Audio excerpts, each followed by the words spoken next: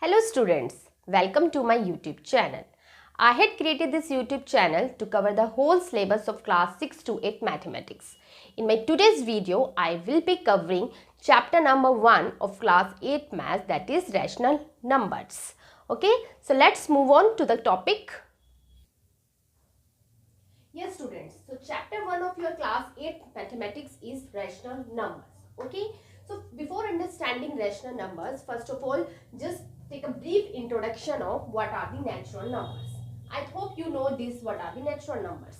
So natural numbers are the numbers that starts from 1 and goes to the infinite level. Okay, so any counting number is called your natural number. I hope you already know all these things. Now, the whole numbers, if you add 0 to the natural numbers, what does it become? It become our whole numbers. Okay, so 0, 1, 2, 3, 4, and they also goes to the infinite level. Okay, now I hope you also know what are the integers. All the negative numbers, okay, including your 0 and the positive numbers, are called your integers. Okay, we know this. The positive numbers, your 0, and all the negative numbers, these are called your integers.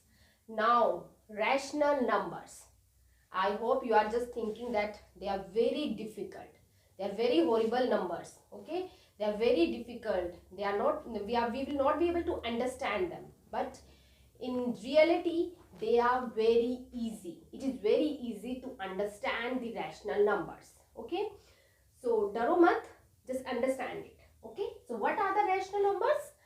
Any number that can be represented in the form P upon Q, in which Q should not be equal to 0. Okay, so any number that can be represented in the form of P upon Q, but the condition is there, your Q should not be equal to 0.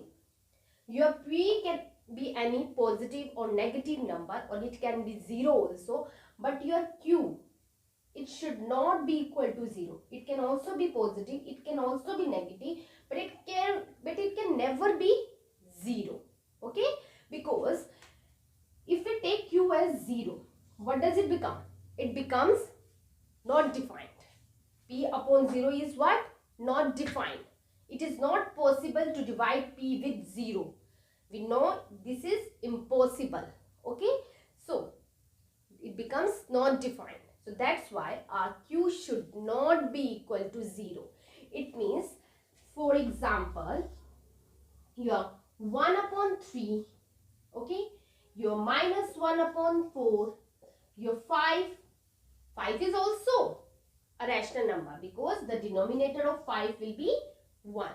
But if I write minus 2 upon 0, is it a rational number as per our definition? No, because as per our definition, your denominator should never be equal to 0. Okay, so this is not a rational number, but all these are the rational numbers. Now I hope you can understand what are the rational numbers, and it is very easy for you to remember it, that any number P upon Q, but Q. Yes students, now quickly moves to the properties of rational numbers. Okay, so the very first property of the rational number is the closure property. Now first of all, what is the meaning of this closure property? The meaning of this closure property is that if we are performing addition operation on rational numbers, if we are performing subtraction, multiplication or division operation on rational numbers, we are getting in our answer the rational number only. Okay, it means if we are adding two rational numbers, we are subtracting two rational numbers, we are multiplying two rational numbers, we are dividing two rational numbers, what we are getting in our answer? Only rational numbers. So first of all, we will be proving the closure property for addition. Let's suppose we are having two rational numbers, that is 1 upon 2, okay, and the other one is, let's suppose, 5 upon 2. Okay, we are adding them. I hope you will be knowing this thing that how to add them, because you are in class 8 now. So the denominator is 2 and we will be adding 1 and 5. You are getting 6 upon 2. Now further you can cut them. Your answer will be 3. So yes, 3 is a rational number. Yes, 3 is a rational number because its denominator is 1. So we had proved the closure property for addition. We had added 2 rational numbers. Okay. And ultimately we are getting in our answer rational number only. Okay. So in this way the closure property holds true for addition. Okay.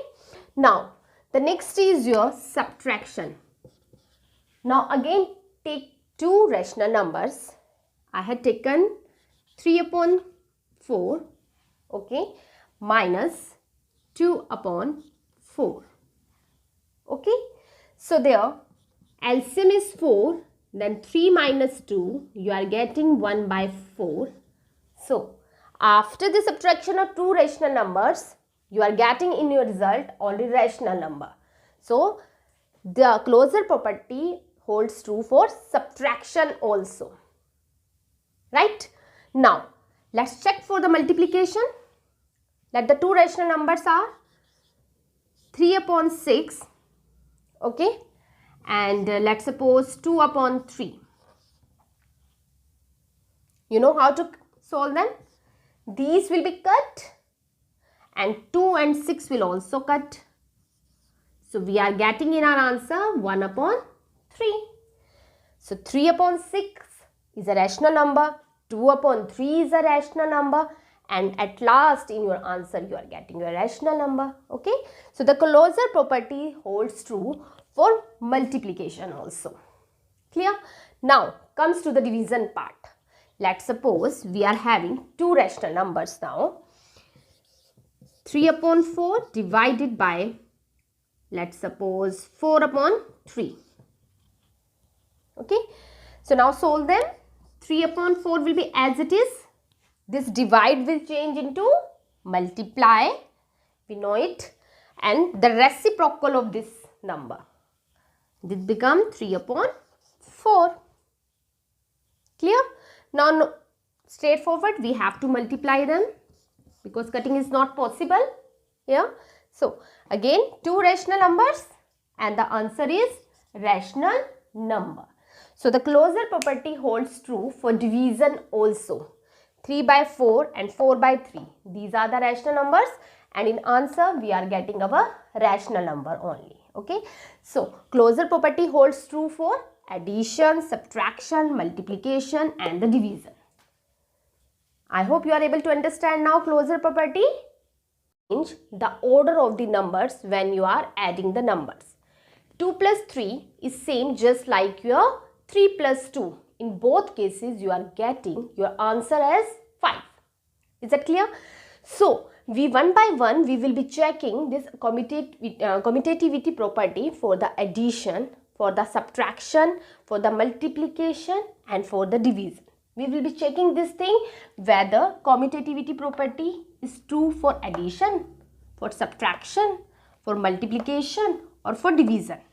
Okay. So, let's start. So, first we will be checking for the addition. Okay. So, let's suppose we are having again the 2 rational numbers 1 upon 2 and 3 upon 2. We have to prove this thing. This 1 upon 2 plus 3 upon 2 is same just like our 3 upon 2 and 1 upon 2. We have to check this thing that when we are adding these 2 rational numbers, this is equivalent to these 2 rational numbers. Okay. Here we had changed the order of the numbers. Okay. So here we are getting 4 upon 2 and here we are getting 4 upon 2. And further, it is equal to your what? It is equals to your 2 and 2. It means the change of the order of the numbers is possible in case of our addition. Okay.